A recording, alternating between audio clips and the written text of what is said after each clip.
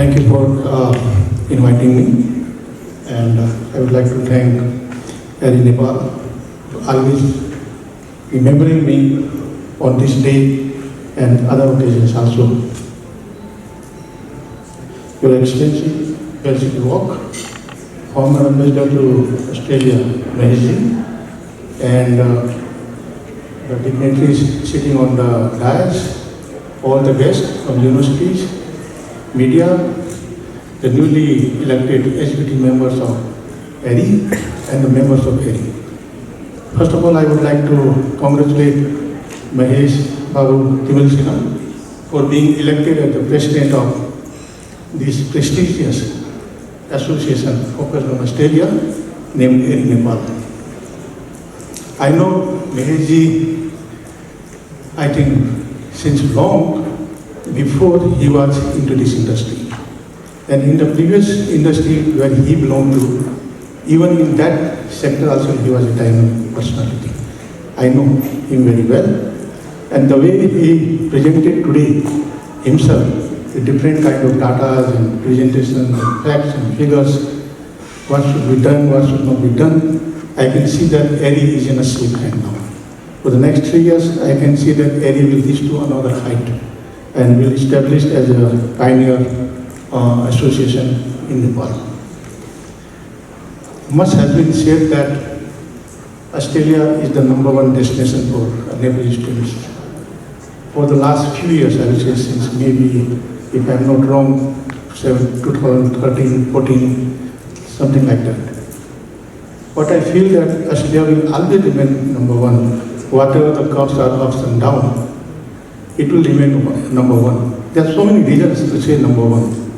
If we compare the number of institutions which Australia have in comparison to UK, Canada, and USA, with such a small number of institutions, the number of students going to Australia shows that this is #1 destination. So that is one of the big facts I think we should think in that perspective. Besides quality education, quality life, reasonable tuition fee, whatever the other reasons are there. So this is a very important fact that we should not forget about Australia. Probably that is the reason that the Nepalese, not only Nepalese, other countries, they like their children to send to Australia because they see that with the kind of investment they do in the education, the best return is there. In terms of the education they will get, in terms of the career outcome they will have, whether in Australia, whether in their own country, or globally, whatever is there, there's always the best outcome.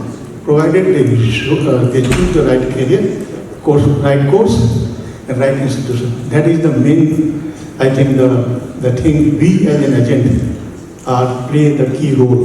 When we guide the students, we should guide them properly, that they choose the right course, they choose the right institution according to their financial capability. That's very, very important. So we have a more responsibility towards this young generation because they look at us, in their future. And Nepal is also very unique. I must say, without any hesitation, that we love to make many associations, always new associations. So we have multiple associations in Nepal. When I entered in this industry in 2007, there was only one association. Today, maybe 7 or 8 associations are there. So that shows that on an average, every 2 years, one association is formed. And the same rules are there. There are no new faces are there. So whatever, maybe there could be a reason behind having many associations. But we cannot deviate from our responsibility. When it comes to business, when it comes to the policy, I think we should stand united. The more we are united, the more we can rule the other party. The more we are not united, the other party will rule us. That's what is exactly happening at the moment. So we should keep in mind that we should stand together. If possible, we become one association again, like in 2007. At least for Australia, we should try to become one association and bigger association, not targeting 50 numbers, but targeting more than 100 numbers. Yeah? So that should be our way forward, and I always support that. I think the new Dhiraji tried to do that. Now the baton is in the hand of Messi, and maybe the role of Your Excellency could be very important to make the NAAER and AAERI together, So maybe you can play a very critical role in making the two associations together. Maybe the ANA also may play an important role.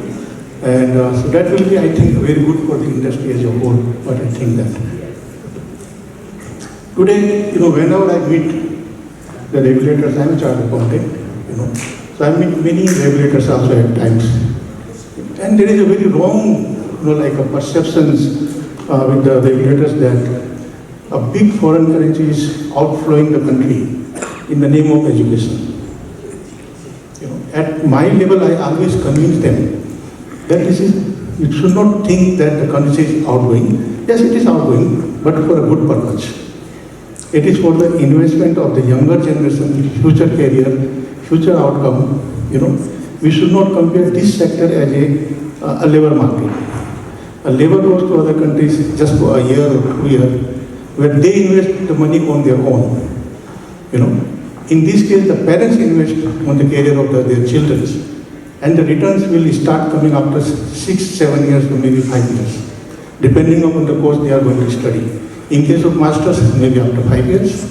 In case of bachelors, maybe after 7 years. The returns will start coming, and those returns will come for the lifelong. We have to think from that perspective that this is a good investment, which is good for the country in the longer term. So many of the Nepalese who went there to as a student, they settle there, they become the Australian citizens. So they are bringing a lot of investment into Nepal back. That should be a good example. So I think we all together should raise our voice in that perspective also, so that the people may not think negative about this industry. So this is very, very important. Secondly, what I feel that we know what is happening in this industry, partly in Nepal, partly on onshore also. We recruit a student here for a university. The moment the student land in, say, Australia, after 1 semester, we make them to divert to other lower institutions. The university representatives are there. They can also understand what is happening. I think we try to avoid that. We try to stop that. We try to counsel the student that why they are going to university, why they should stick to the university education. After qualifying, what will be the benefit to them? With a university degree, what is the benefit to them? I think we should convince them, we should convince the parents also, it is very, very important. I have seen the cases where a student has gone to study accounting, also he was diverted to nursing. How can a student with accounting background can study nursing? He can never complete the course. It's just one example. There's similar, many examples are there, what is happening at the onshore. So my request to Excellency, because you are sitting at the, representing the Australian government, to see that how the regulations can be further changed, because of our joint voice, in few years back, the Australian government changed the policy to make that at least the first semester should be studied in the same institution. They cannot go to a lower qualification level. They did something. Now it should be further amended because the new government is there, it should be there. We take the example of New Zealand. It's not allowed. It's not allowed. In UK, probably not allowed. I'm not sure, but taking New Zealand as similar country like Australia, they don't allow it. So why not Australia also? We talk with the bodies, like the regulatory bodies, it is a consumer protection, Australia is very good thing because they have to look from the consumer protection angle. But this is also from the consumer protection angle that they don't go to a wrong direction. That is also we have to look at their interest also at the same time. So it is very, very important that we look at with a changing scenario. We should change with the time. Not only we, even the government should change with the time. I was sitting here and I saw a news coming from India that a student in India suicide because the Canadian visa didn't come in time. It was extremely delayed. Okay, we do not want to see the same happen with Australian visa also. If the numbers are growing, embassies should also increase their strength. Immediately they should increase their strength so that the visas are given in time. So it is, I think, we have to go with the time, we have to go with the wind and flow. So that is, I think it is very important that we act in time and everything. With these few words, I do not want to take long, and I always appreciate Excellency Felicity for his ever strength and support to all the associations, I will say, and the individuals also, and thank you very much.